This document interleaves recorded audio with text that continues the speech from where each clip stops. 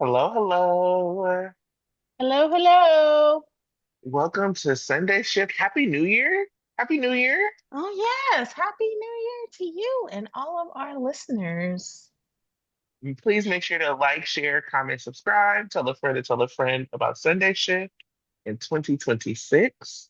I cannot believe it is 2026. How do the Wow. years keep going and I still remain so youthful? I'm not, I mean, I'm useful in attitude, but man, this old age sucks. Anyway, Before we pushed play, we were talking about Stranger Things. We're not gonna spoil it, hit us up and let us know if you want to talk about Stranger Things later.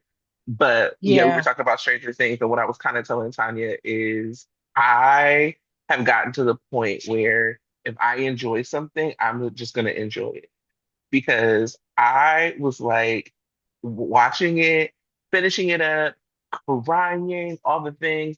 I even told a friend who like doesn't watch it. I was like, "Oh, it was perfect, 10 out of 10. I can't. I don't think anybody can have anything bad to say about it." And she's like, "Have you gone online?" And I was like, "Oh, the hellscape that is online." The one thing that I'll say is that people have been saying that this Stranger Things was for Gen X. It was a love letter to Gen X, and I 100% agree. That's Well, all I'm going to say. I don't have it for Gen X. I'm a millennial, and I think, but I do think that there is something, and it Yeah. made me laugh a little bit because one of the things I really wanted to start doing this year, was like reacting to old GH videos, and so free, of course, because like we're not charging, but I was gonna get us like a Patreon, and then you Hmm. can like put that up without worrying about copyright strikes, anything like that. And I was like, am I the drama? Am I a hypocrite for being mad at people for being hypercritical and stuff? And I'm kind of hypercritical every week, but maybe, maybe I'm the drama. But I was also Well, telling Tanya, I was like watching reaction videos of people who were like cheering all the places I cheered, gasped when I gasped, cried when I cried. I can't remember the last time I cried over a TV show so much, to be honest.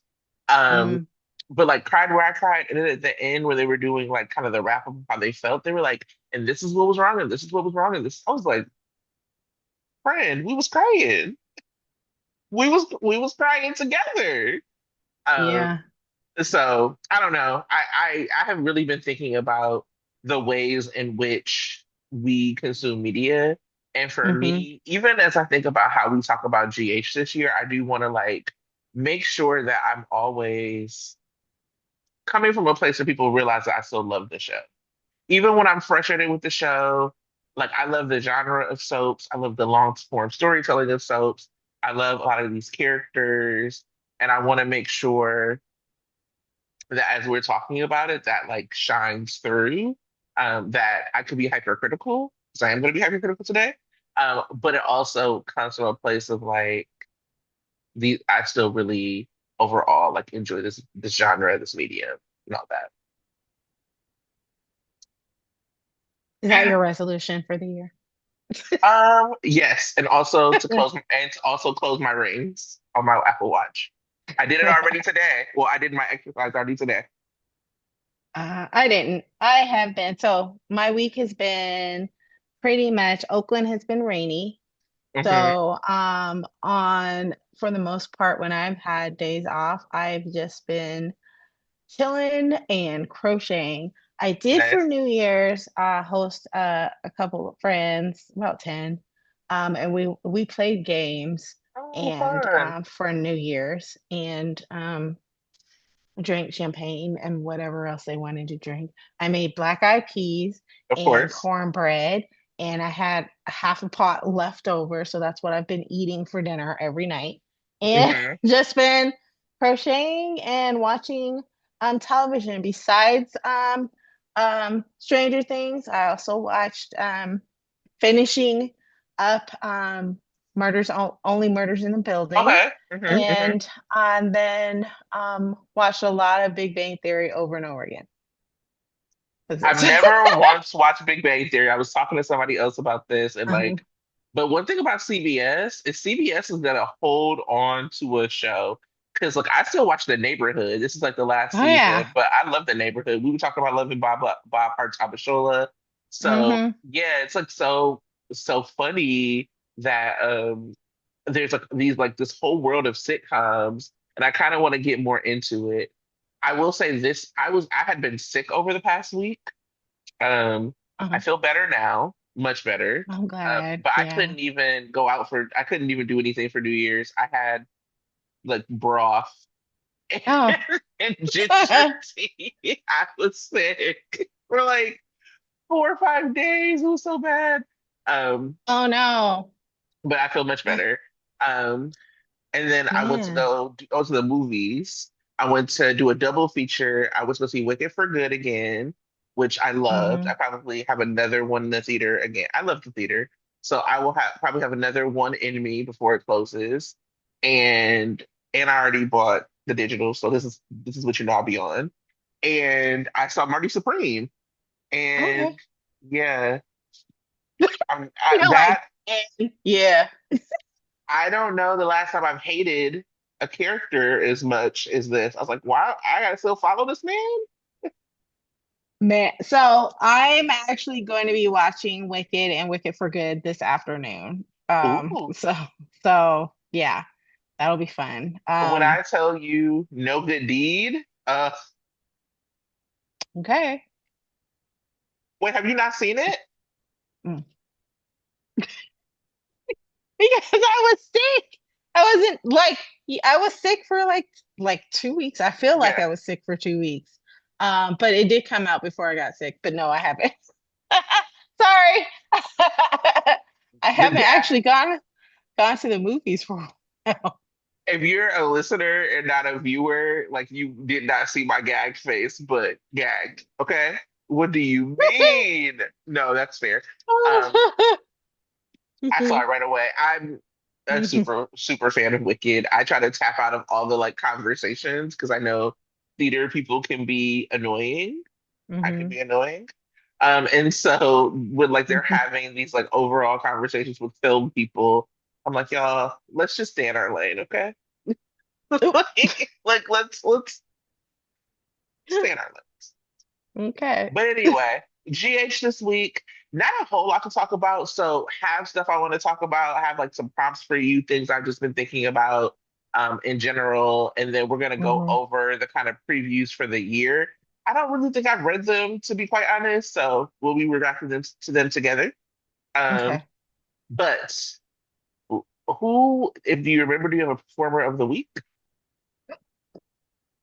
I would say I'd give it to Rory Gibson because I did Always. enjoy Michael's conversation with Sunny. Um, I would give it to Carlo Rota because I also enjoyed Sidwell this week. Mhm. And the young lady that plays Charlotte. Um, Lucy and Burt. her name, Lucy Burke. Yeah. Though those three characters I enjoyed a lot this week. Mm-hmm. I gotta give it up to Denise DiMuccio on the day when they did that. Oh my God, the Luke tribute. I will say, or the Tony Geary tribute. Uh-huh. I wish that they would have been a different episode. Yeah. That episode was really light on Luke. Yeah, I heard the comments. Yeah, it was like so. It was like Denise DiMuccio and Kiki. It was Madeline Reeves. I miss her crazy. Can you imagine if Madeline Reeves and Nell would have been no one they was related playing together? Oh my God. Mm. Havoc on the city. Yeah.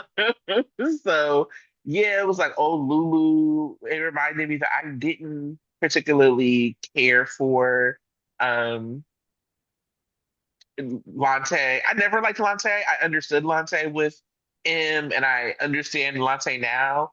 I liked that Lulu's chemistry with do you remember Dustin? Hmm. I liked her with Dustin. That was the couple that I thought really shined for her. So that was there. Yeah, Valerie. So my friend Paulina played Valerie, like the recast, but this was like OG Valerie. Um, Hmm. yeah. So I mean, but it was like very, very, very light on Luke. Luke had scenes with Sunny, and then Luke had a scene with Lulu.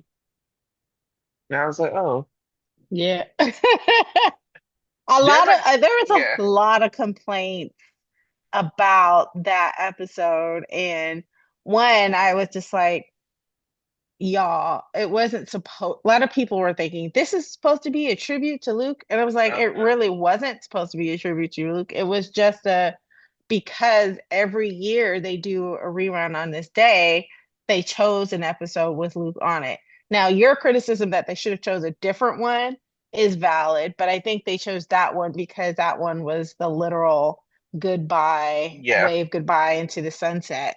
Um, but man, folks were just like expecting a whole bunch of, fanfare.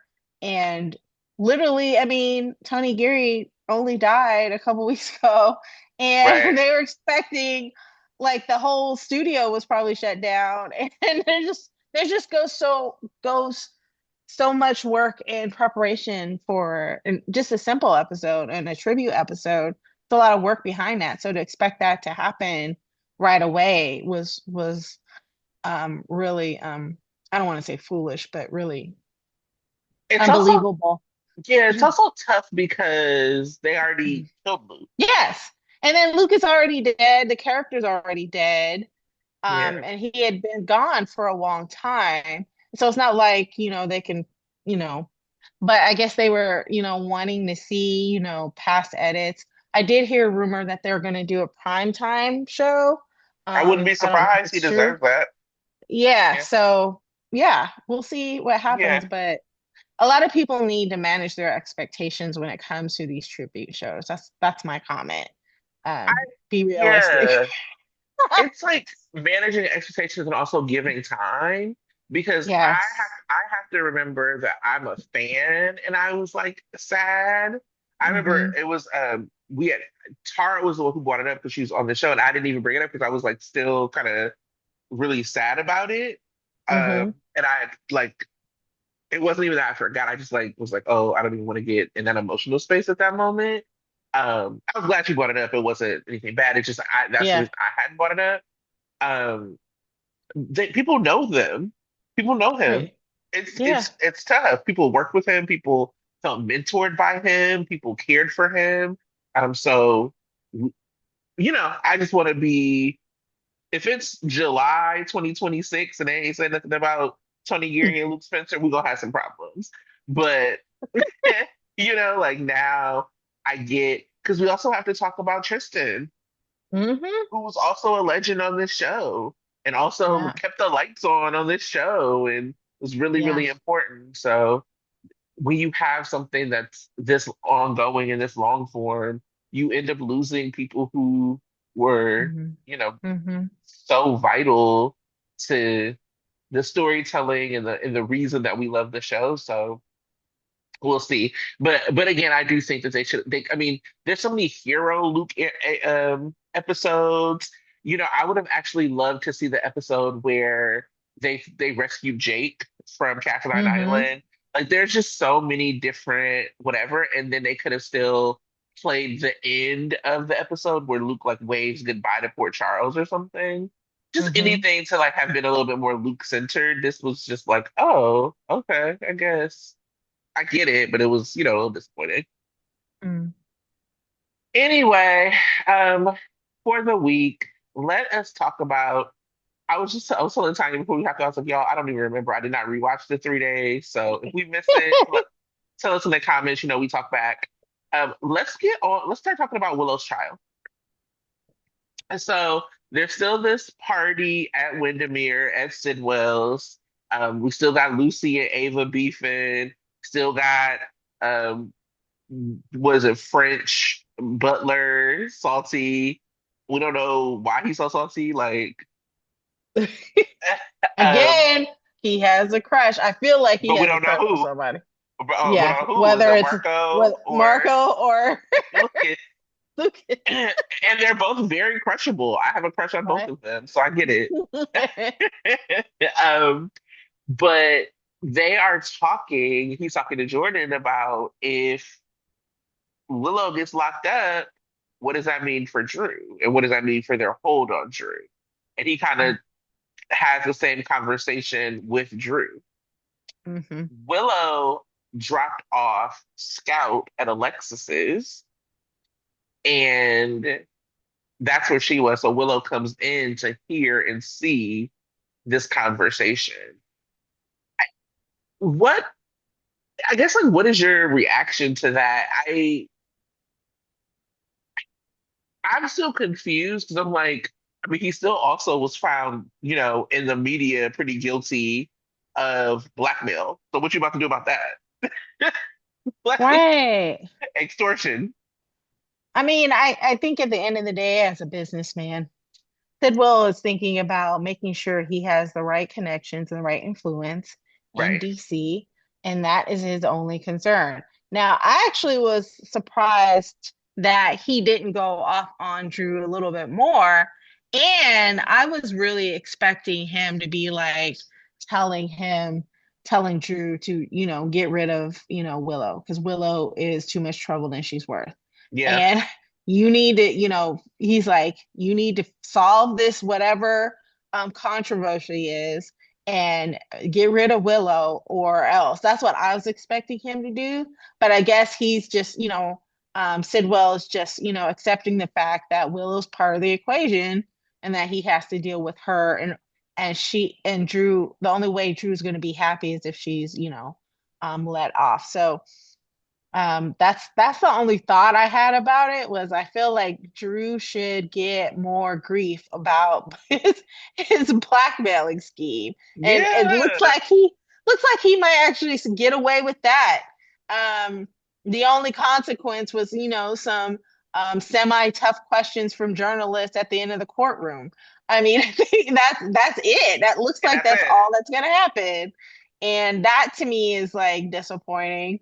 Um, particularly if I bring in a little bit of real world consequence, there's a lot of politicians that do a lot of bad things and they get roasted, they get censured, they get, caught up on FBI charges and then they get recalled. I mean, it's just like crazy. And all the stuff that Drew has done and gotten away with is just like, I can't. Right. So, There's something about GH. I mean, like, it is obviously like a soap opera. We have to suspend our disbelief, but I sometimes think that, like, they sacrifice like holistic storytelling to move things along. And one of the mhm. things that I had been doing, because I think I was telling you, I started watching The West Wing, but I actually stuck a pin in it because I went down like a rabbit hole of Carly. And so I was watching like the Carly playlist on YouTube from Mhm. like 2006 or something on. So I've been in it. Mhm. And something that just was so clear to me is how long they told a story for. And it wasn't because it was just dragging on and on. It was because you were looking at it from all these different aspects. So I'm Mhm. thinking about when Michael got shot, like, Michael was an important character. He was so central. It didn't happen in a week or 2 weeks that he was in and out of the hospital. It was a lot of dialogue. It was a lot of what was going on in the hospital. It was a lot of the aftermath. I had even forgotten. Do you remember that after that Carly had like taken Michael home and like had him like in his room and Morgan was like, why he sleep? Like, it was like a lot going on before they put him in that center. Mhm. And I have been annoyed at like the Drew and Willow of it all because that has been going on for over a year now too. Mhm. Of like they've like literally been fighting over these children for over a year. But but it's not that I mind the pace of the story. I mind that stuff isn't happening and that we're not privy to things.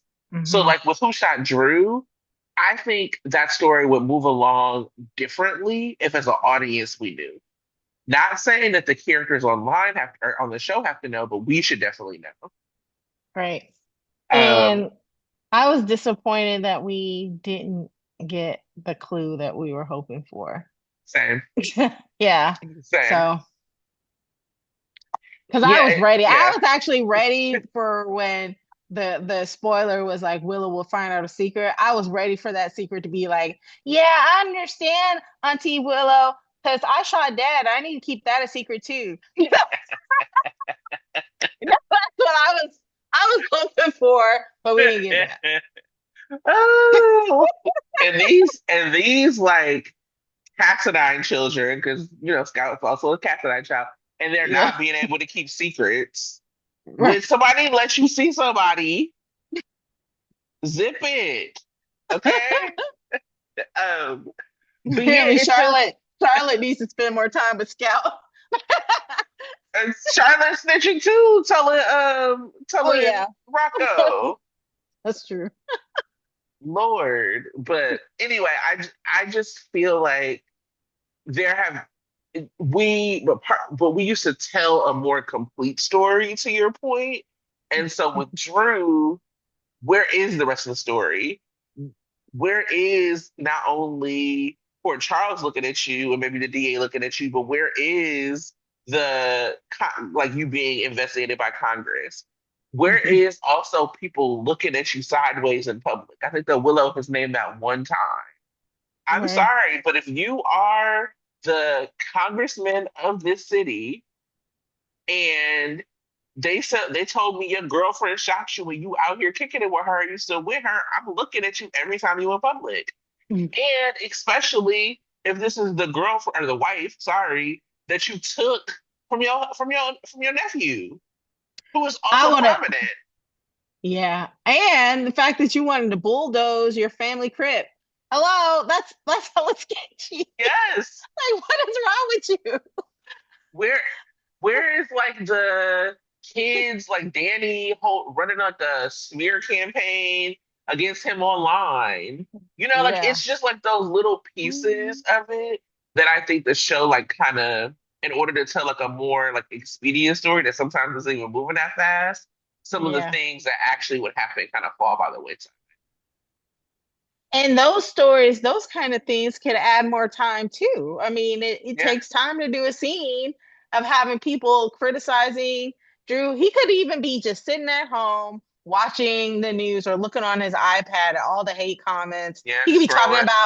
He could be talking about how he's lost followers, how he could be receiving phone calls from Congress members talking about what are you doing? The Democratic Party, whatever party he's part of, I don't even know Right. could be like getting on him. Those things could actually extend the time of the story too. They're just not telling the right parts that we really Hmm. need to see in Right. order to, really buy what's happening with Joe right now. Exactly. I mean, it's like my same critique around the mob stuff that like Mm-hmm. when you don't want to tell a whole mob story, this again is like me talking about watching these old clips. Remember Max and Milo? Mm-hmm. Just like the presence of Max and Milo made it mobby, made you Oh yeah. remember like, oh yeah, this is like a person who has bodyguards. This is a person who has like whatever, right? And so these are the kind of things that are like, so the only person who worked for Drew is Kai. Even if we had a conversation where Right. Kai is like, oh yeah, a bunch of people quit the office, or what it's anything that like really Yeah. tells this full story. Yeah, agreed. Yeah. Like why what's his name? Martin is his publicist and his lawyer. Oh, God. Martin. So we also have Alexis like following up on everything Mhm. um, with the courts, with her assistant, and they're going to be moving forward, like presenting Michael as like the alternative suspect. It really did feel like Alexis at first was going to try to do a bunch of different alternative suspects, but because she messed up so bad with Portia, she's like gonna zero in on Michael, so she doesn't seem chaotic. That's what it seems like to me. Yeah. So Christina snoops through her stuff, which was weird, and Wildly find, snoops. and finds Wild. out that she is found out that Alexis is going to send her Michael. I kind of want to know how you feel about this, like about Alexis's strategy, about Christina finding out, and what you think Christina should do next. What Christina should do next? I don't know Yeah, what Christina should do next. But I think, like I said, I think, and I don't know if I actually talked about this. I might have just thought about it in my head. I feel like GH is going to go through all the potential suspects and end with Michael, and then the explosive reveal will be while Michael is put on trial, even though he's not necessarily the one on trial. I think, and so this just speaks to that. What Alexis is going to do is put Michael on trial without him being on trial. And so I'm not surprised at that.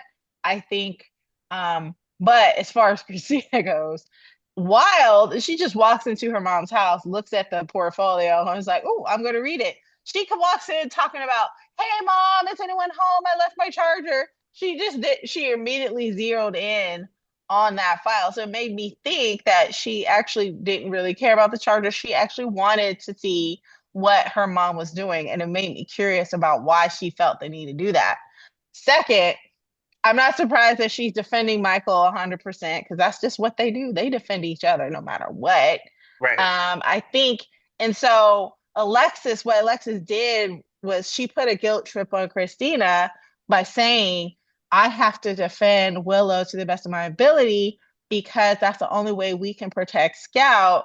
So you have to keep this a secret for Scout's sake. Don't go running to Michael. Michael's an adult. Michael can take care of himself. And so she put that choice on Christina. What it has to be either Michael or Scout.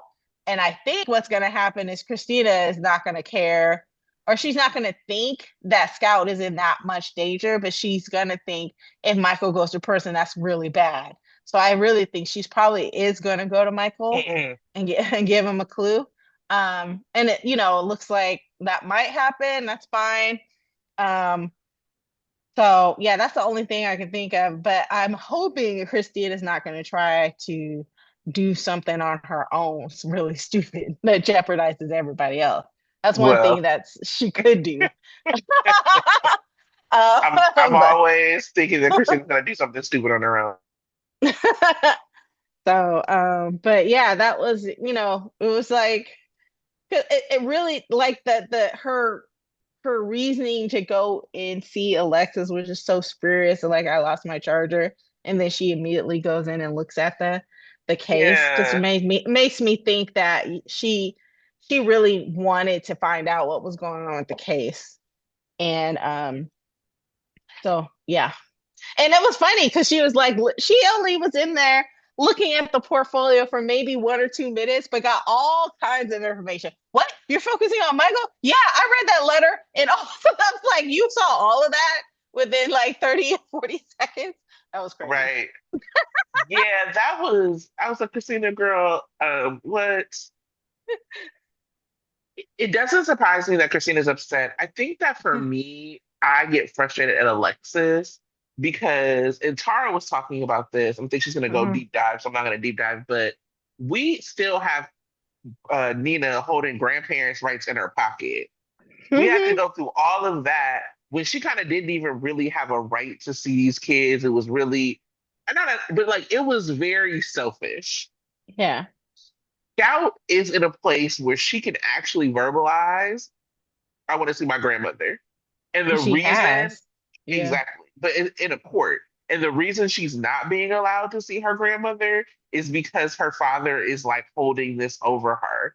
So we keep hearing this excuse around Scout when Alexis doesn't just do the grandparents right route that y'all have introduced in the world of the show. Hmm.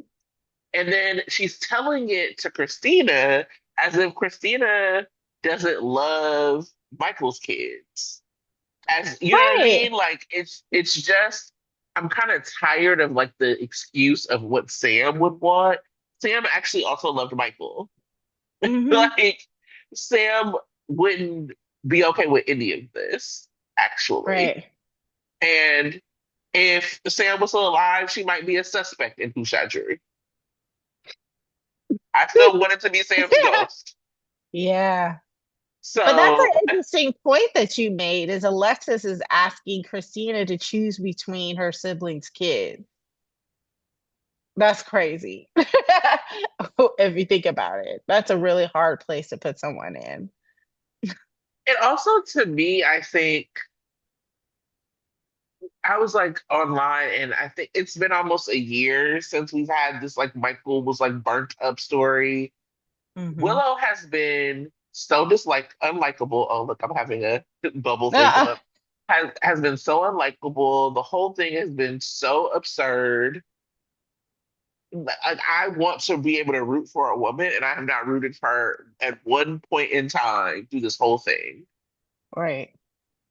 And no matter what happens, we still are going to have to go over a battle for these kids. I think we need to figure out something else to do with these kids besides battle over them. How many custody fights has Wiley been in? Let's rest the story for him. Let's I rest mean, it. it's basically almost a repeat of what Michael has been through. Michael's been through so many custody fights. Sure. I mean, But that's what you do with kids on this show. You kidnap them, you put them through custody battles, you shuffle them from one place to the next, you have them be threatened. Do they have happy childhoods? We don't know because it's all about the trauma. yeah, I I think that this is gonna like kind of come to a head. I think the next phase of this is that like Wiley gets sick or something like that. I'm not Oh saying they'll yeah, kill Wiley. I hope not. That's a lot for me to but handle. yeah, But this show hasn't really had a for real sick kid in a minute. This is the show of BJ's heart, and right. you know the lineage is there. It might Um, be used as a plot device to get Michael and Willow yeah, talking again, or on I the don't same page again, on the or same page. Yeah. yeah, yeah, because it's kind of enough of this. I don't even. I'm not on Willow's side. I'm on the side of like, let's figure out something to do besides fight over these kids. So the DA also meets with Dante to get like the story straight, because she wants to figure out what Alexis's next steps are. So they get the updated list and they see that Michael is on the list. And so they know that Michael is going to be, you know, centered, talked about as like a suspect. Hmm. You know what? So that was interesting conversation that the DA had with Dante. He Hmm. was definitely, hyping him up a lot, saying, you're a good guy, you're responsible, people will believe you. I was like, what? It's given flirting. I said the same thing. Like, what's she trying like, is she really, really not that into Sunny, but really more into Dante? Which I'm not necessarily mad at, but I was like, We don't know. right? Um, that would be interesting. That would be a flip if Dante and her started seeing each other while Sunny was trying to get in the mix. Because even the Michael Sunny conversation was so funny because Michael was like, so since when you all in here with the DA? Right, first name basis, all that. And Sunny like gives him some coy little and Michael, it was so funny. Michael just had the face I had, like Sunny is a mess. But Like, that, I mean, that's a potential story for Dante and Sunny. They haven't, I mean, they've had good conversation. They've had a good relationship so far. We want some drama. Mm. maybe, maybe. So Sunny is in his wise era. And he Yes. basically is telling Michael not to be him. He's like, I did this with your mama. Mm. I went through that. Hopefully, you ain't got to go through that. Um, he also was like, Michael, you will have to put on the record everything that you think about Willow, and your kids will see this. Hmm. Where do you stand on all this? Well, I mean, Sonny was right, but then at the same time, it's like people need to know what Willow's been up to. Mm, I really feel like that's the only way she's gonna get help. If all the secrets come out. I have a feeling that Michael might somehow or the other put it out there. I don't know how he's gonna do it, but put it out there that she's been, sneaking around the house and almost kidnapped Daisy or was harassing Daisy. mhm, I I feel like that really, really, really needs to come out. Really. Because I'm sick of people thinking that Willow is the best possible mother for the kids, and she's not. Not only because of the decisions that she's been making in terms of Drew, but she's a danger to kids at this point. mhm, And that needs to come out. mhm. Um, and I feel like Michael has something because he's not too scared at this point. He's still pretty confident, despite the sketchy alibi and the obvious suspicion that he might have planted that gun. He's still super confident. So I feel like he has another thing up his sleeve, and he's gonna do it. He's gonna use it if he has to. And I think that's Mm, the Daisy thing. He might have been able to find additional evidence. I don't know, but he has yeah, something up his sleeve, and I don't think it's. I still believe that he might have saw her at the house, but he's going to do everything he can, probably minus telling that secret. I think right, there's something else out there that he knows to make sure that he gets custody of his kids, and that's the information that he didn't say that, but he said to Sonny, "I'm going to do whatever I can to make sure my kids are safe." And I feel like right, he knows what he's going to do, and he's not right. telling anybody. Yeah, that's the thing about new Michael. Well, I don't even know if you call him new Michael. He's been there for a while, but like new Michael, he's a sneaky little something something, you know? He Yeah. like will keep what he keeps us on our toes. Yes. This has been this is the first time they've allowed Michael to operate without Sonny and Carly. Hmm. Michael updates Sonny and Carly on his moves when he finds them to be necessary to update. But he doesn't run his moves through Sonny and Carly, and they're not making the moves for him.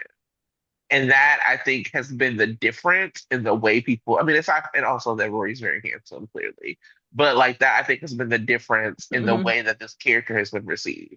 That he's like a fully actualized character that operates for himself and not a Hmm. character that operates for everybody else around him.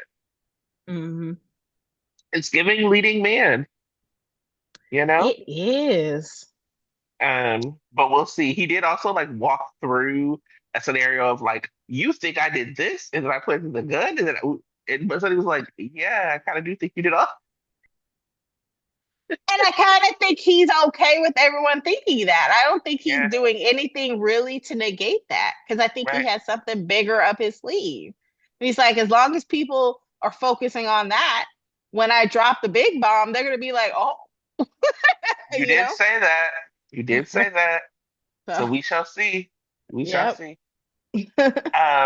So we do have several New Year's Eve celebrations.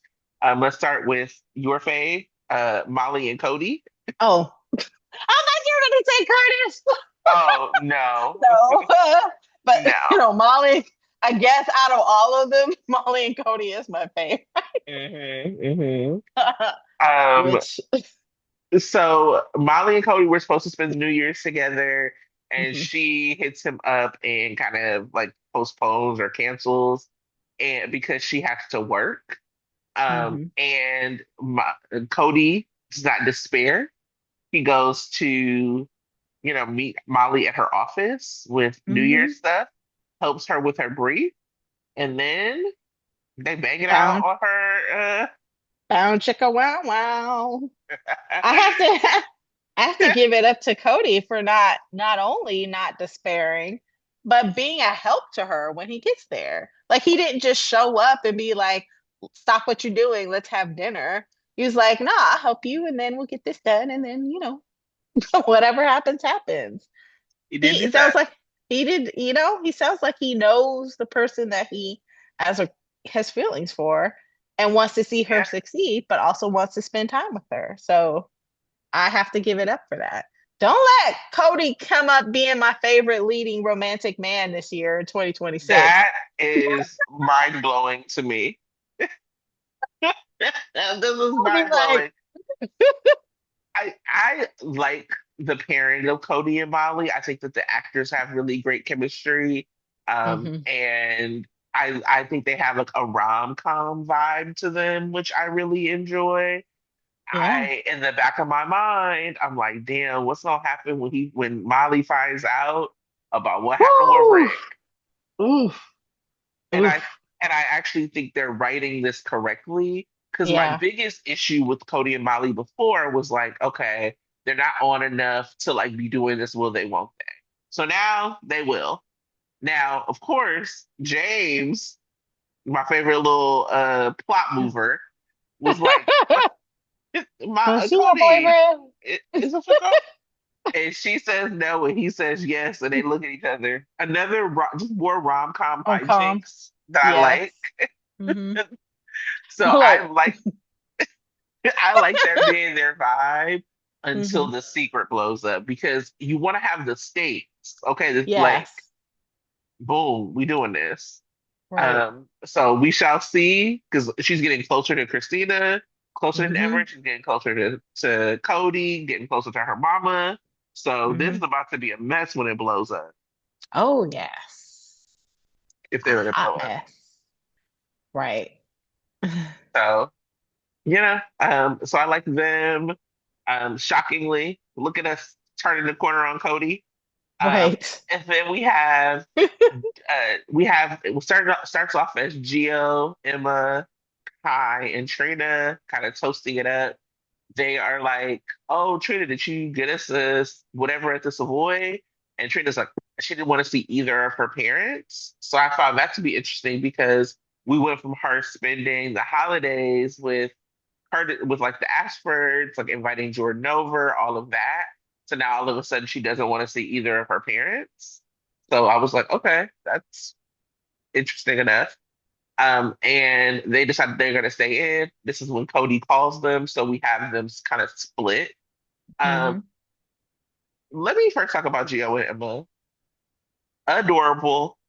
And that kiss, I said, oh, okay, all right, we kissing. They're like, all right.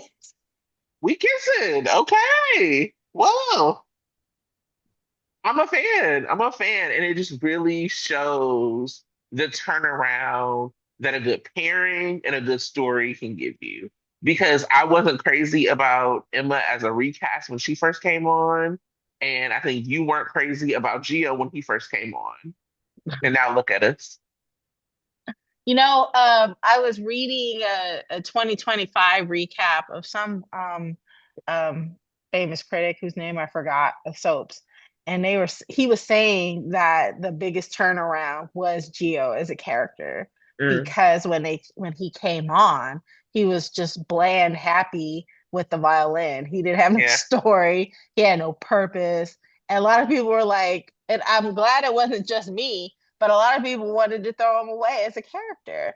But Hmm. then that changed when the story came and he's actually related to, Hmm. Brooklyn and the Quartermains and everybody. Actually, he's related to everybody in town. And so, Yeah.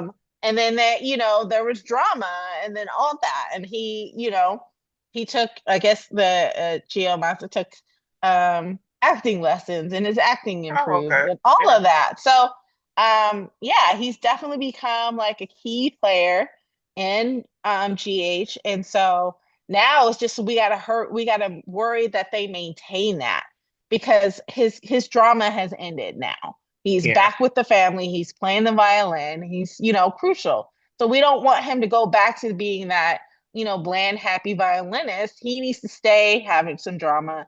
And so hopefully the writers continue to write for him, make sure he has good story and good Yeah. scenes. So Yeah.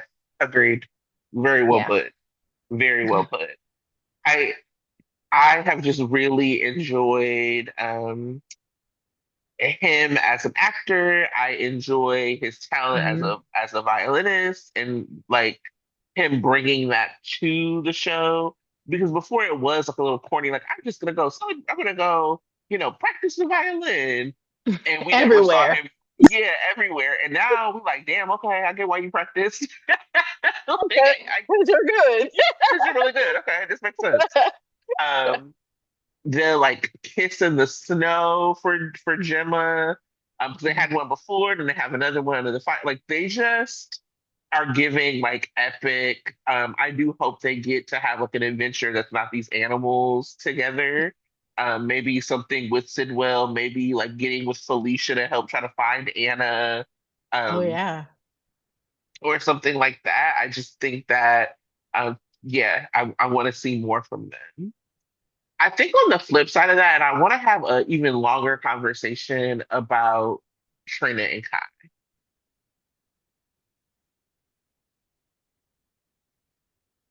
I think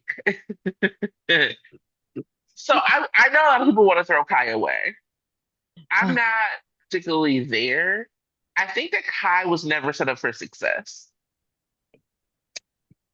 I also think that when I'm responsible for this too. This is not blaming.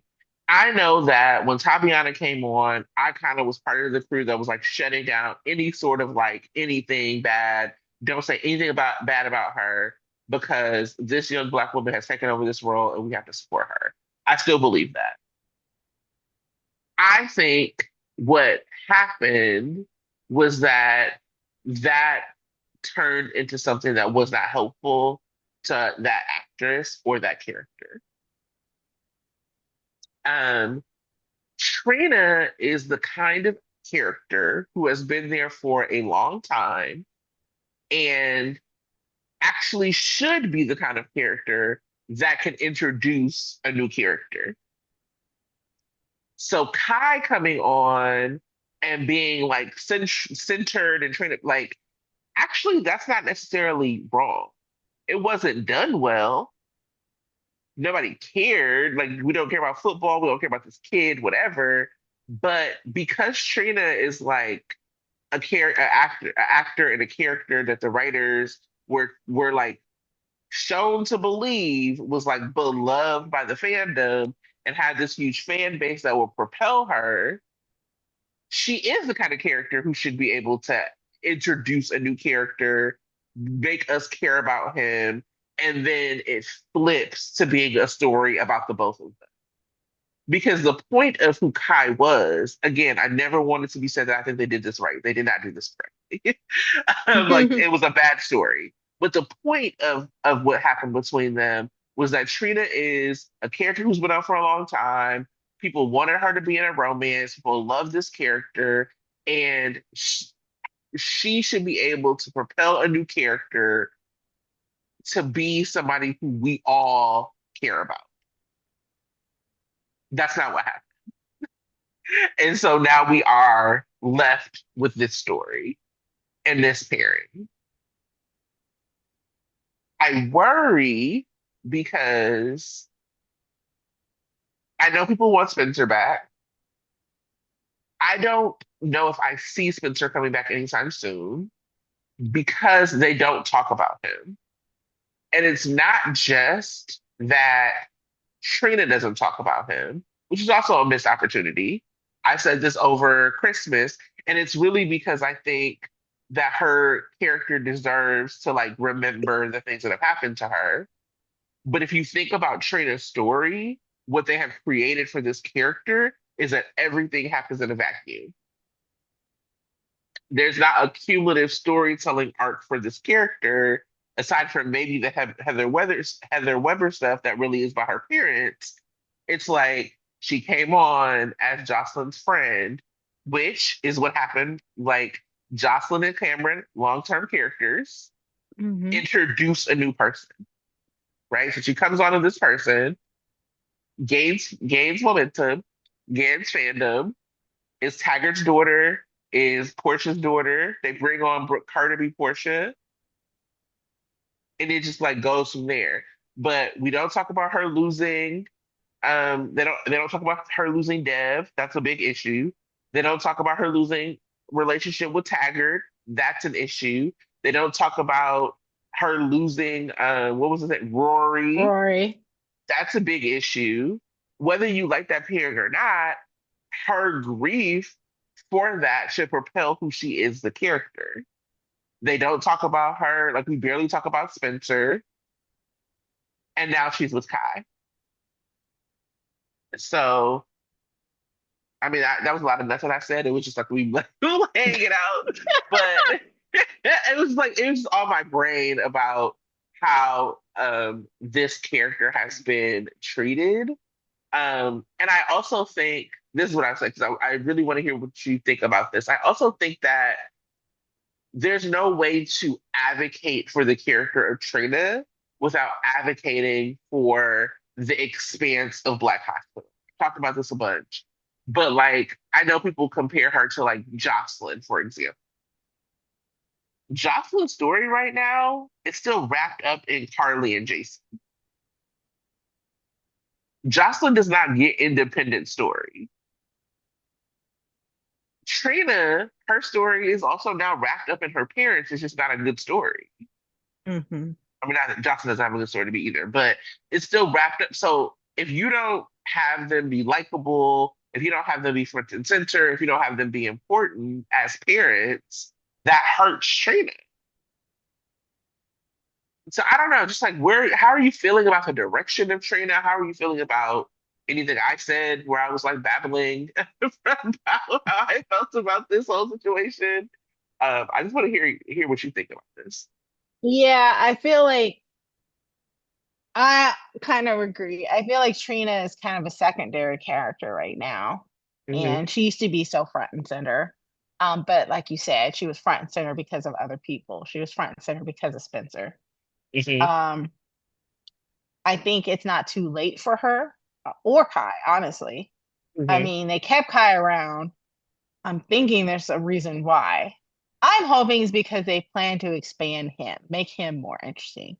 How do they do that? Take some notes, writers. Bring him some family. Even if they're not permanent characters on the screen, we need to actually find a reason to root for Kai. Hmm.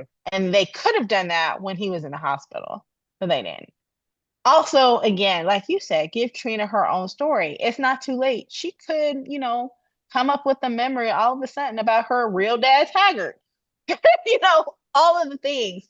But having the story be just simply wrapped around Curtis and Portia isn't working for Trina right now because honestly, I don't like the story about Curtis. I don't like what he's doing. I don't like how the family's responding to what's happening with Portia either. And so it makes me Right. not want to watch Trina, honestly. Hmm. So they need to Hmm. give her something else. Yeah. And because right now this story isn't working for me.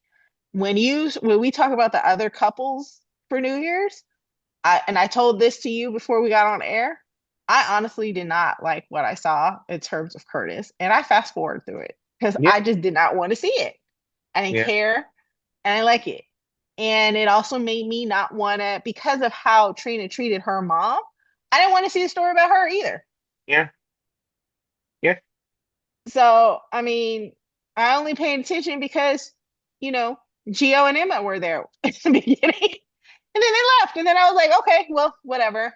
Hmm. Because I don't care about Trina or Kai right now. I don't care about Kai because Kai doesn't have a background or a family or a reason for me to care about him. Right. Now, it was interesting because when I was thinking about Kai as a new character and why we should care about him. And I know we don't like to compare it to Jocelyn, but I was thinking about Joss and Dex. Dex. Mhm. Dex didn't have a background either, and we were Right. trying to give him a background. We were guessing, Yes. but he didn't necessarily really have background. But he like that relationship was so compelling. He was compelling. He Yeah. actually did have a story because he was first he was, Michael's secret weapon against Sunny or or secret savior. against Sunny, and then he became a cop. So he had a story, even though he didn't have a background. The fact Right. that he didn't have a background was actually intriguing to everybody. But Kai needs to have that too. Him being linked to um, Drew right now isn't good enough because Yeah. Drew's horrible. It was right because at least Dex was connected Right. to Sunny. Yes. Like And having Michael. Yeah. Sunny well, and yeah, Michael, right, who are both compelling characters. He was connected with the right people. right. And I think that that also was like a mistake with Dex, and I think Yeah. that they didn't read the room when it comes to what to do for Kai. It to Hmm. me, it was a I always feel like the writers like learned some of the wrong lessons. And I know that I want to also be clear that I'm not trying to cover the writers. Like I'm not trying to say people don't have race issues. I would never say that. I would never say anybody in America didn't have race issues.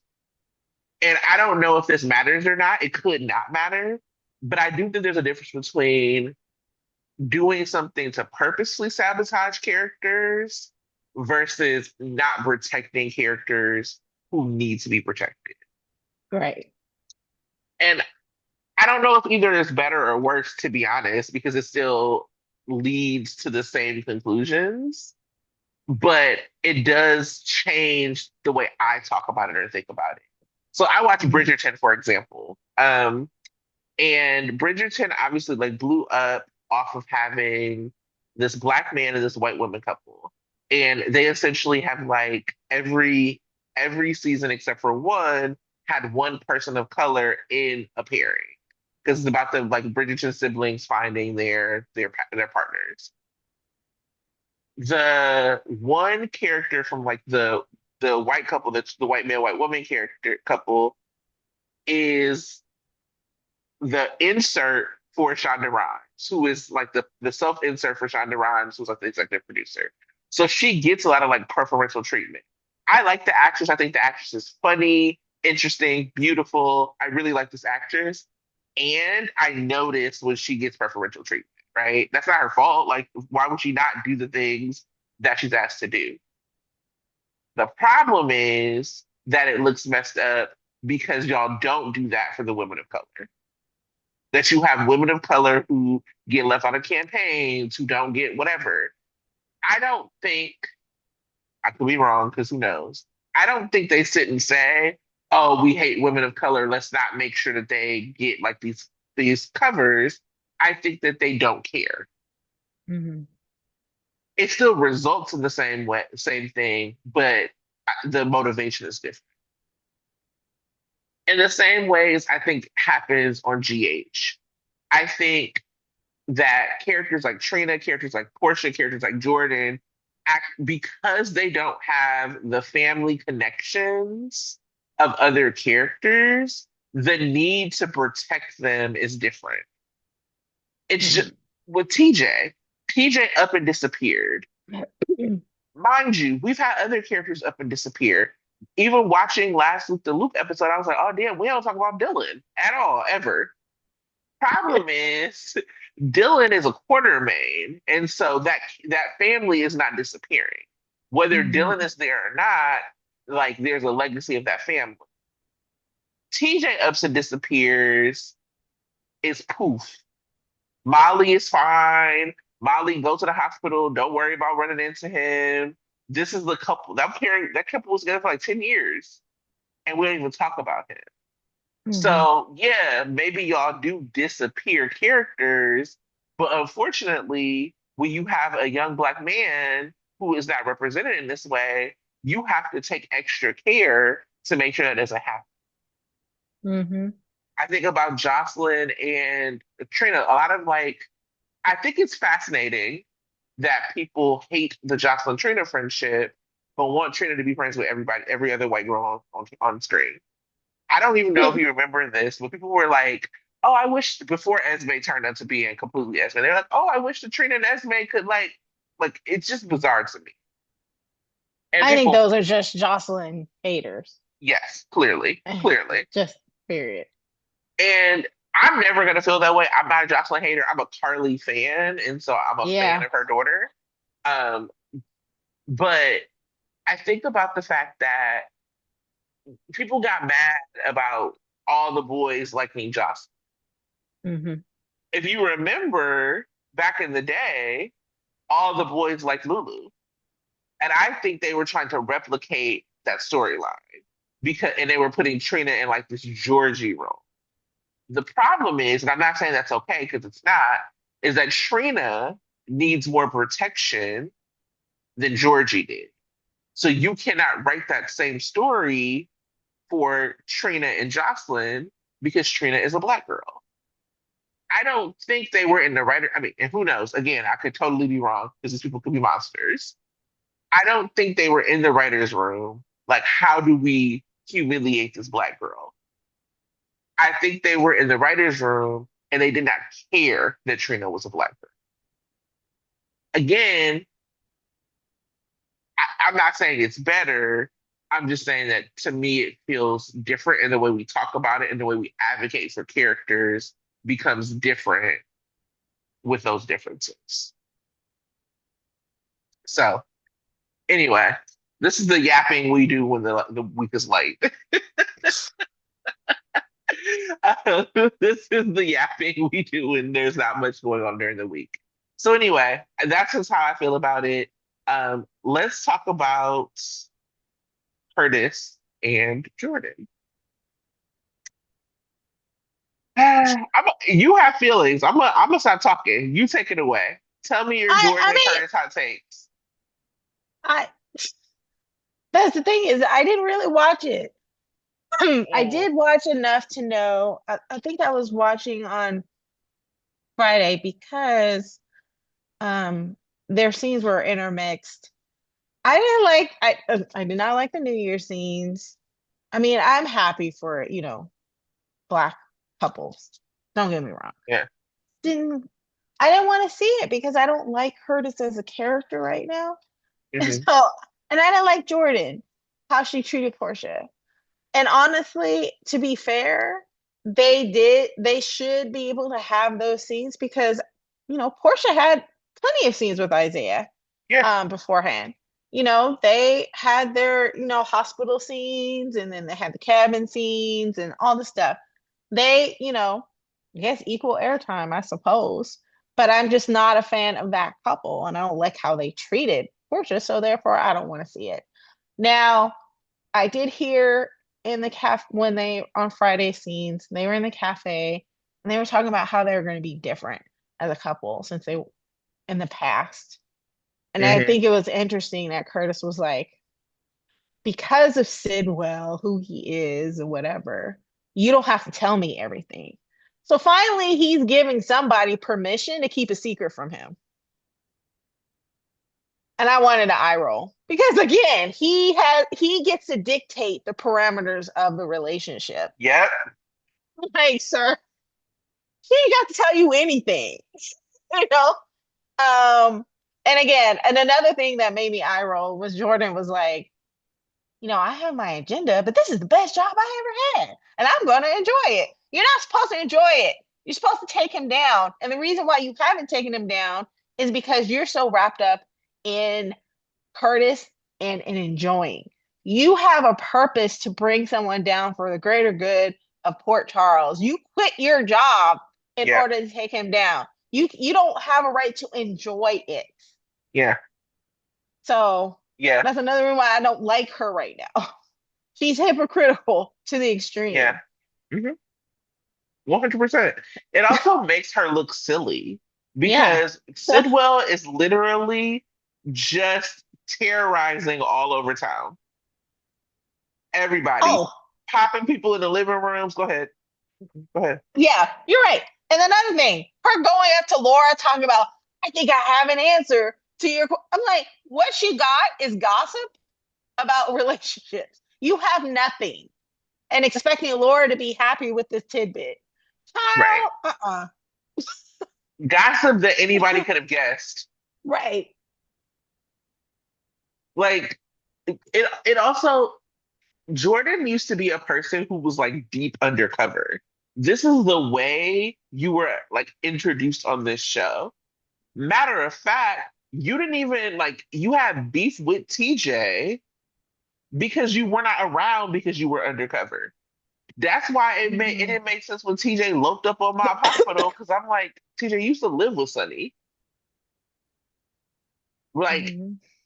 so the fact that Jordan is used to being undercover and has truly found nothing, you can find out Portia's pregnancy, but you can't find out that Sidwell popping people in the living room, blackmailing Portia and Kurt, or Portia blackmailing Laura Sonny and and Sunny. Laura. You can't Right. find out that he just whatever. Now he want a helipad, That he caused which Maxie to get into a a coma. coma. Come on, You everything, missed all of these all of that. things.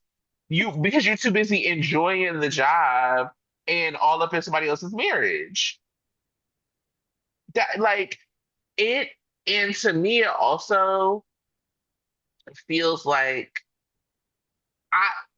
It to me, the show clearly wants us to believe that Portia was in the wrong and that Curtis and Jordan were in the right. But you cannot have, to me personally, the conversation that Jordan and Curtis were having and have me believe that they were in the right. Jordan, he was basically like, I should have never left you. This we should have always been together. Why did we mess this up? So then, to me, you were using Portia, Hmm. and I'm so sorry. I don't care enough about Jordan and Curtis to like make them some sort of super couple. Because of course we know that this happens all the time with people, but y'all keep trying to make them the good guys. When Carly and Sonny was doing this, we both knew they was kind of trashy. You know what I mean? He like nobody was like, oh, well, they're such good people. No, they was kind of trashy for this. But I'm supposed to believe because y'all happen to not sleep together that you're like a decent person for everything that you're doing. Mm-mm. Not. It's just it's not giving that. Um, no, no, no. Y'all had an emotional affair. You've had her on the hook since y'all been together, since you was with in your other marriage. Hmm. You've literally jumped from woman to woman to woman. There has not been any moment where y'all have been single. Curtis has been single. He hasn't been with one of these women. Both of them deserve better, and Jordan barely deserves better. So, but they had a love scene, and they're both beautiful people. I just am not into Yes. it. Right. Um, so thanks, but no thanks. Um, Carly and Valentine toasted up. She brings up a glass of champagne. They chat about taking down Brennan. I hope that we see more of whatever this duo is going to bring. I'm excited to see them be messy. Um, She didn't just bring a glass of champagne. She brought a bottle that Jack gave Very petty. I loved it. No, I want distraction. super No, no, it's petty. fine. Um, but yeah, I mean, I'm excited to see them actually get out of the attic and figure. And I'm interested to see how they do that. But Yeah. yeah, get out of the attic and you know On a side actually take note, us as well. it is Yes, interesting. No, they're taking out Brennan, but then on a side note, looks like Sidwell is interested in Valentine. yes. So Charlotte babysitting little baby Ace, and Sidwell runs up on them and is like, "Oh, well, tell your grandma it gets rough. It gets rough in these streets." Right. But I said, hey.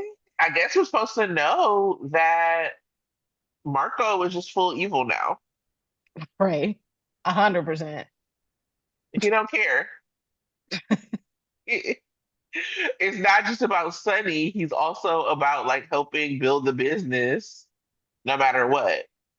Right. Okay. The irony. Because Okay. someone made a post, the irony that homophobic Maria Santos was trying to keep him out of the business. And he was mad at her for trying to keep him away from his dad. And Yeah. now he's full throttle in the business. Yep. Ah, Marco, you a mess. You a mess, friend. Right. You a mess, friend. I feel like now there may have been more that happened. Oh, the one I didn't care about, Jason and Britt.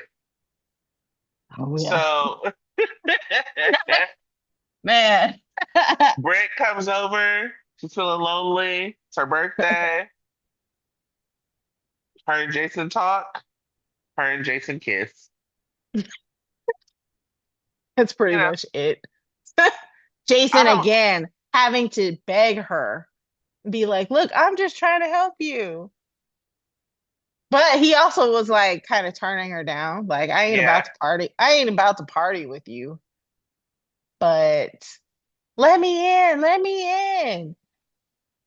Kiss, kiss, kiss. Oh. Whatever. Right. I listen. I. It's not for me. It's not for me. I'm not particularly offended. It is what it is. What it is. Not for me. Whatever. I don't know. Like, I wish I had more for y'all. Um, yeah. Yeah. Okay. Final question. That's the last thing I have in my notes looking. It's because I didn't really take notes. Where do you stand on Lulu and Nathan? So a lot of people don't like that Lulu's trying to steal Maxie's man, but they do have chemistry. Hmm. And They do. Nathan, AI Nathan, he's he's Yeah. doing a good job of being Nathan. Nathan was actually the type of man that anyone would fall in love with. You know, if you look outside of who his family is, he's a Hmm. good guy. He's smart. He's handsome as hell. Why wouldn't you fall in love with this man? Poor Hmm. Maxie better come back and get him. You know, because Lulu is about to land her a new man. And she is actually in the conversation. She has said, me and Dante are not at the same place that we were. And she doesn't think they're gonna get back together.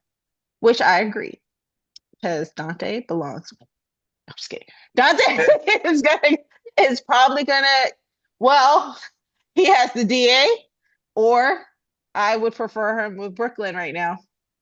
But so Okay. I'm not mad at it. I'm not mad at it except when Maxie wakes up. Then I'll be Team Maxie again. Well, I'm a Spixie person, so I get it. I they do have chemistry.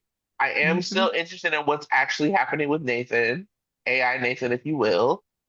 Um, I also think it's gonna be full of drama, so I'm good with that. Yeah, yeah, Mhm. yeah. All right. Do you want to get into? Oh wait, do you have any more hot takes? I want to pull up this TV Insider article and talk about the spoilers for the year ahead, which I haven't read yet. Right. I think on Monday, my further comment about Marco Hmm. is Marco was telling on himself to Lucas. Because he would like Lucas when they had that holiday party, and Lucas was like, I'm not having a good time with Willow being here. And Oh yeah, Marco was like, just wear a mask. That's what I yeah, do. I'm a yeah. master at it. Lucas, that's a huge clue right there. Because I would have been a walked away. I would have asked him, what do you need a mask for? Who you wearing a mask with? Right. Good question. Good question. Right. So yeah, Lucas better pay better attention. That's my hot take, Lucas. You was raised by Bobby Spencer. Get some street smarts, get some street smarts, babe. Yeah, Yeah. yeah. Well, all right. So in this article, there is a lot. It's called "What's Next on General Hospital in 2026." Maxie's return, Britt and Jason, Drew Shooter, and more. They talked to Elizabeth Port and Chris Van Etten. They, had a lot to say. So this is the way it is highlighted. Sonny Corinthos, Laura Collins, and Kevin Collins. Old friends Sonny and Laura collaborate to outflank Sidwell, but any success will be hard won. Mm. Laura must take drastic measures to keep Kevin and Ace out of Sidwell's reach. Sonny seeks a weakness to exploit in Sidwell and finds two, Lucy and Ava. So my assumption is that Laura is gonna send Ace with Kevin to Ireland. I hope so. I'm like, that kid's gonna be in the middle of some stuff. Sidwell ain't shy about using whoever and whatever to get what he wants. So he needs to Right. be out of town. Yeah. Yeah. Yeah. I mean, Sidwell is an East African warlord, so I think he can get to them in Ireland, but Yeah. That is true. wait, is it Ireland? Am I just making Ireland up? Wherever they try to get Kevin to go. What's a cannon or something? Yeah, I don't whatever. know. Hopefully, Lucky can also meet up with them. That would make me happy if they said that Lucky was meeting up with them. Hmm. Um, I do like, I will say that finally GH has like not deadbeated Lucky, which they could have not done before. They could have Hmm. always had him being in relationship with people off screen, Hmm. and But instead we didn't. yeah, and I think because I read an article where they were interviewing Jonathan Jackson, and he's still not adverse to coming back. Yeah, I think So he'll come back for short term stuff. yeah, Yeah, it's definitely gonna come back. So I guess they want to make sure that he's not a bad guy when he does. which they should have always done though, because I will Yeah. say this: I watch Days, and Days has its own issues. People who watch Days, I'm sure you can agree. But one thing that they do that I like is even when people are off screen, they are still mentioned. People will have Hmm. phone calls with them. They also do short term stints where people drop through all of that. GH is like, oh, you ain't on. You Bye. were in the attic Yeah. I mean, with the other kids. just like I said about Dylan, how Ned have a whole heart attack, his mama go missing after Monica, like all that. They could have even said that Dylan met Tracy in France. Yeah. Just nothing, So anyway, I don't know what Sonny is gonna do, but I do wonder how he's gonna exploit because like I don't think that Sidwell cares about Lucy and Ava for real. So he must be using them to like get information or find something. But I don't know how you would exploit a weakness by two women he don't care about. Mhm. So that'll be interesting. Drew Kane and Willow Tate. It's very short. Drew Shooter is revealed as Willow's trial climaxes. The verdict and its fallout will reverberate for years to come. I okay. Like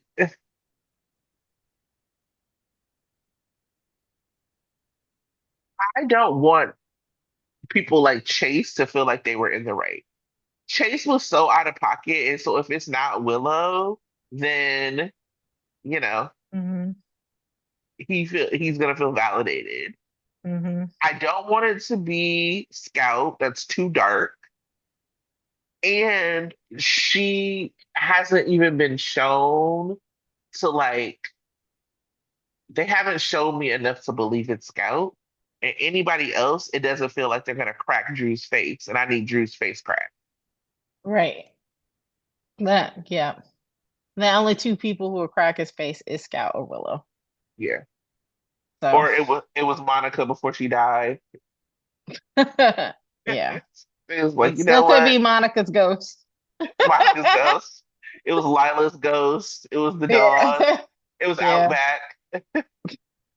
Um, so we shall see. I was hoping that we'd find out before the new year about who shot Drew.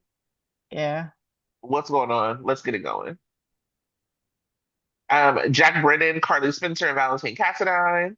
Carly means to bury Brennan for luring Jocelyn into a life of service to the WSB, even if that means getting in deeper with Valentine. Valentine's bond with Charlotte may be the death of him. Mm-mm. They better not be calling off Valentine. Right. Okay. Britt and Jason. Britt and Jason can't deny their attraction, but their romance faces an immediate obstacle in the form of Sidwell's partner in crime. Britt makes moves to wall off Jason, but her resolve is tested when a blizzard strands them together. I don't want to see that. I do not want to see that. Oh God. Well, I do know that they love having weather things or weather related things put people together. It feels cheap because I know that the reason they got J-Fam back together that time was like an earthquake, right? Feels like a little knockoff, but whatever. Jacinda Bracken and Michael Corinthos. What began as a mutually advantageous financial agreement is evolving into something sexy and sincere. But when Jacinda must testify at Willow's trial, the thing that brought her and Michael together, a trumped up alibi, may be their undoing. Here's the thing. I like Michael and Jacinda, but babes, I'm gonna be like that Lion King gif of like throwing that baby over when Sasha comes back. Yep. Love you, girl. Love you. Oh, because I'm that's the other hearing thing that rumors. we. Oh, go ahead. Oh Please yeah, go ahead. I was Go like, ahead. I'm hearing rumors that they might put Jacinda with Christina Oh, ooh. because they have Okay. chemistry. So that's fine. Sasha come back. Jacinda finds, she might like different, Michael do different love things.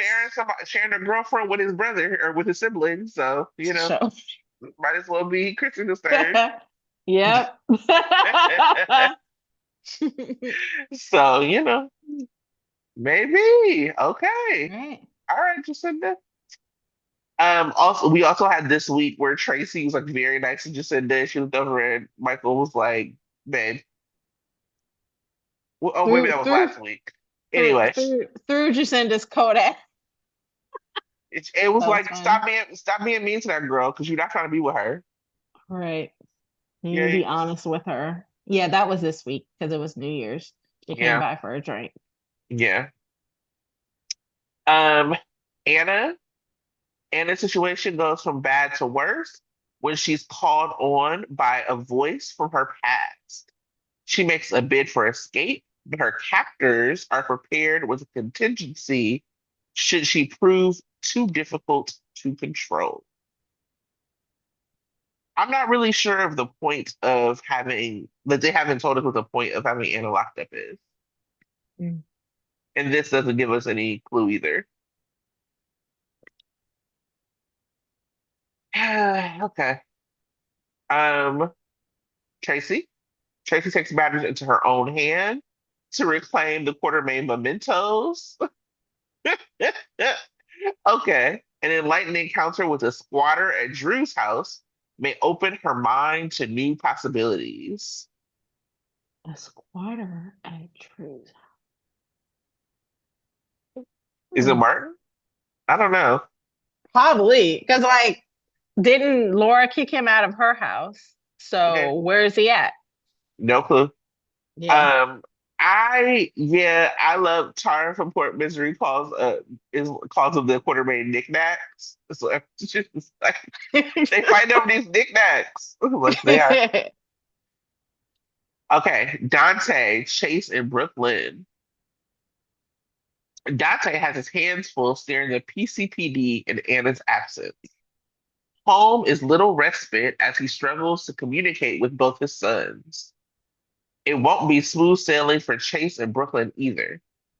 Chase's actions on Willow's behalf result in setbacks in the squad room and at home. Mm. He and Michael are at each other's throats, and he's not getting along much better with Dante. Brooklyn defends her husband from Quartermain sniping, but behind closed doors admits to misgiving. They want to expand their family, but they can't make a home for anyone if they can't make a home together. They might need to move out and move into the gatehouse. Is Michael in the Maybe. gatehouse anymore? Yeah, he's with the kids. Yeah. He's with Yes. the kids. In Oh, the okay. gatehouse. Yeah. Oh, they are in the game. I will say, I think this was a missed opportunity to give them drama. I don't think, or like give them real drama that I cared about. Hmm. I'm not saying that Chase and Brooklyn needed to break up, but Brooklyn certainly needed to snap on Chase about this behavior. Because Right. do you remember when she didn't write that little letter for him? He acted a fool, but Yeah. all of a sudden you throwing your career away from Willow, and she's supposed to not care about that? Yeah. I mean, he don't care. Yeah. That was to say, he's been on suspension so many times. So many times. I'm surprised that he won't get fired. Yeah. But, you know, Yeah. I don't know. I mean, I don't know if we're gonna see Brooklyn and Dante getting closer together, especially as like Lulu and Nathan do. I don't know if we're gonna see anything going on between Chase and Willow. Like, if we're gonna tell the story, tell the story. Drew should be jealous. Like, let's actually get some movement going, as opposed yeah. to just being annoying for the sake of being annoying. Yeah. I mean, Chase is suitably annoyed by Drew, but not, I don't know if it's romantic or not. It's maybe just obsessive. Yeah, I don't know. But, Oh, we as got far as, Lulu next. uh-huh. Lulu helps Nathan navigate parenthood, but her wisdom is undercut when Charlotte ditches her police minders. Nathan assists Lulu in her search, but they find themselves in a surprising cling long before they find Charlotte. So that's definitely happening. Well, I, we also know that there apparently is going to be this blizzard, so they gave the spoiler to Britt and Jason, but my assumption is that more people are going to find themselves in this blizzard. Mm-hmm. So I wonder if they get snowed in together. Kai and Trina. Trina and Kai realize they are in possession of a piece of evidence that could blow Willow's trial wide open. Their detective work results in identifying Drew's shooter, but what they do with this information will stun viewers.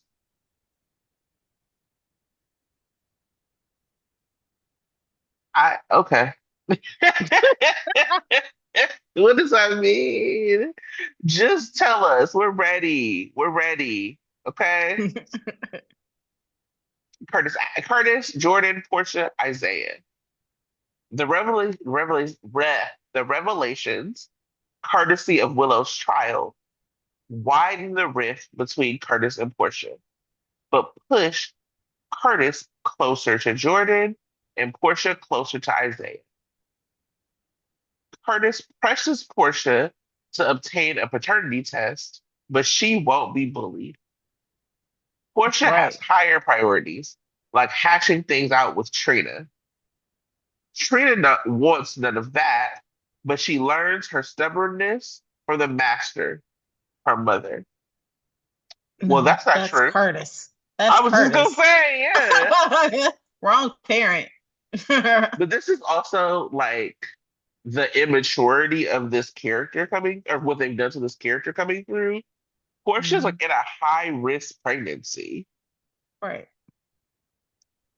I know you might be mad at your mom, but like, no, I'm not a fan of it.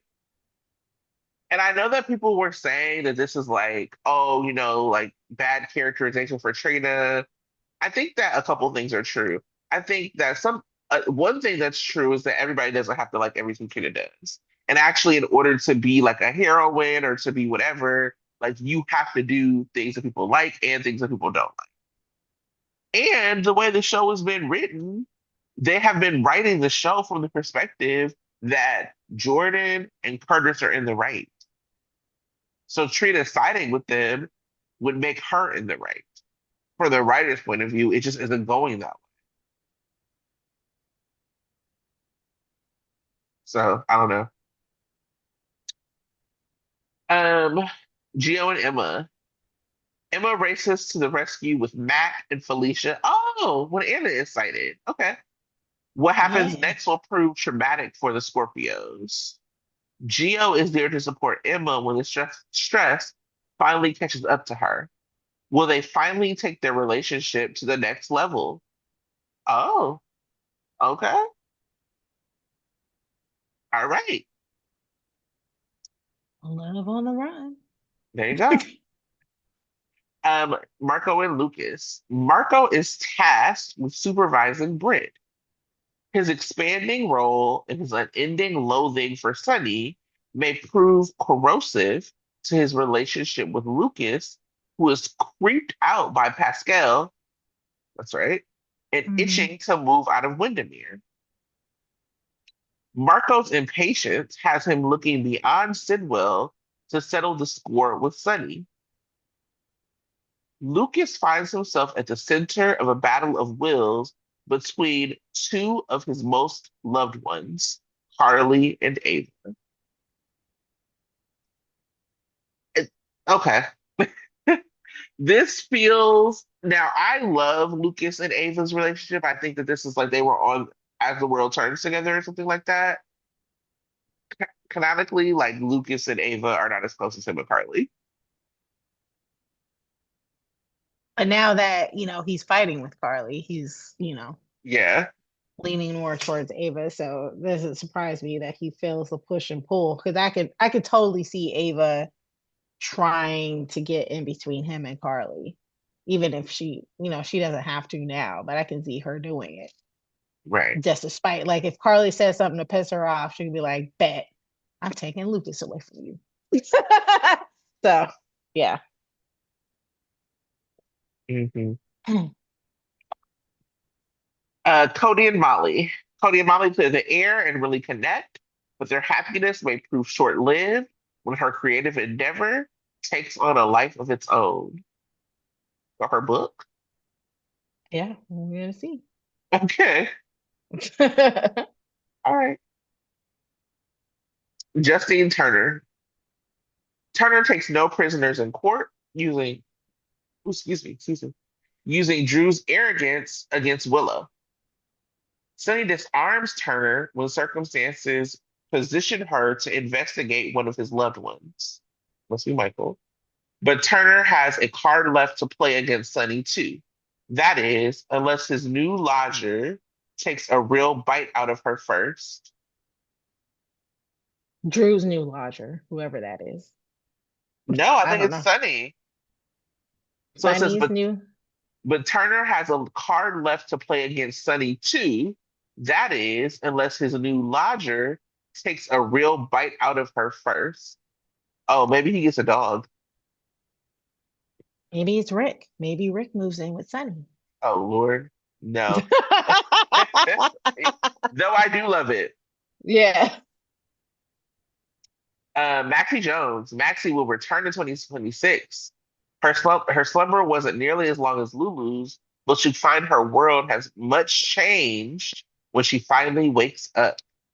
Yeah, I bet. Nathan's home, friend. Hmm. Jen Sidwell. Sidwell has no scruples about using his adversary's loved ones as leverage to get what he wants.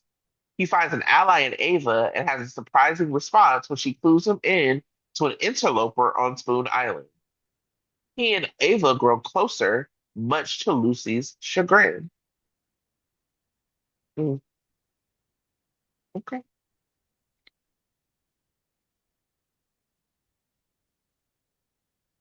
Christina Corinthos. Christina takes it upon herself to help her family, whether they like it or not. But her efforts do not go unappreciated and result in her making a new friend. Oh, is that a possible Jacinda spoiler? Possible. Alexis. Alexis is every bit Turner's equal in court, but her defense strategy is fraught with risk and leaves devastation in its wake. No matter what the verdict, Alexis and Scout may wind up losers. Oh, Nina. Nina takes a stand against Drew. She went to great lengths to get Willow an advantage in court, but when Brennan comes calling, she may discover that the cost is higher than she can pay.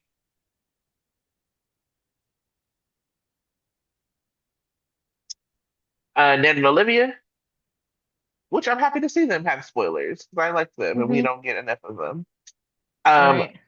Ned's efforts to keep the peace is for naught when the Quartermains finally learn that Drew left him to die outside Bobby's. Finally, Finally. Tracy is ready to take Drew down, but she'll have to take a number. Olivia is first in line, and she's loaded for bear. I don't know what that means. Maybe some kind of phrase. I don't know. That sorry, Yeah, y'all. Do that's y'all know what does that mean? I've heard that phrase before, but I don't know exactly what it means. But it sounds like she's got a lot of weapons. This is really funny. Loaded for bear is an idiom meaning fully prepared for a serious fight, confrontation, or challenge. And it's stemming from a 19th century bear hunting. Okay, well, don't be putting them kind Okay. of idioms in the spoilers, y'all. Get it together, TV Insider. Um, and then we got Danny Morgan, Scout Payne, Charlotte Cassadine. Well, Scout's quarter. Anyway, Charlotte Cassadine, Yeah. Rocco Falconeri. Betrayed, Charlotte considers going full Cassadine. Mm. Danny is every bit his father's son, proving it when he stands up for Charlotte in her time of need. Rocco faces a stormy 2027, triggering a string of events that will result in the departure of one citizen of Port Charles and dire consequences for another. Mhm. Oh, okay. They said, Finn Carr, come to my office, friend. You about to be front and center. I'm Yeah. excited for him. He's such a good little actor. So it's clear to me that they're like, okay, we know he can handle it. So we about to pile it on. Love that. Well, anything that surprised you or stood out? No. I'm looking for I'm just looking forward to Maxie coming back. Me too. Yeah. I love that Or Bradford also is writing for it. He was like, and I don't want her with Nathan. well, of course not. So Okay, let's get into the spoilers for next week. I've read so much, but here we are. Monday, Laura stands her ground. Dante is called back to the witness stand. Christina makes a tempting offer. I think this is when she tries to get Jacinda to leave town oh. because they're gonna call Jacinda back to the witness stand and she's gonna tell her hit the road. Oh. Brennan corners Britt. Portia confides in Elizabeth. Dang. Oh, also, I did see this being complained about online. There were no spoilers for Elizabeth for the year. So, you know. Uh-oh. Um, Tuesday. Michael takes the stand. Elizabeth testifies. Carly and Valentine fashion a new plan. Lulu and Nathan worry. Tracy makes a vow. Oh, I wonder if like the Charlotte running off is this week then. They made it seem like it was like in the year. Okay. Um, Wednesday, Lulu comforts Dante. Laura is relieved. Tracy comes to a shocking conclusion. Nathan and Molly compare notes. Michael is taken aback.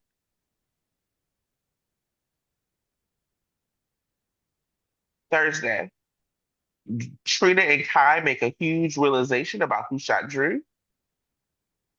Drew loses his cool. Alexis makes a risky legal move. Brooklyn reconnects with Sunny. Dante makes an admission. And finally, Friday, Tracy confronts Alexis. Jason and Carly encounter Drew. Britt makes a slip of the tongue. Trina and Kai weigh their options. Laura confers with Sunny. Well, we'll see what happens.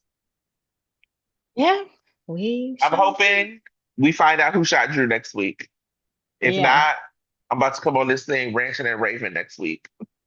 Uh-oh. Okay, y'all. Well, thanks for rocking with us for a light week, but a lot of yapping. Please make Yeah. sure to like, share, comment, subscribe. If you are on YouTube, hype the video. Again, we do not know what that means, but we would love for you to do it. Be on the lookout for our Patreon because I want to start doing some more reactions to like classic stories over there. It'll be free, but I think if we do it on Patreon, then we can do it without getting hit with copyright strikes. Um, buy us coffee if you so choose, um, and merch in the description. Otherwise, we'll see you next week. Bye. Happy New Year. Happy New Year.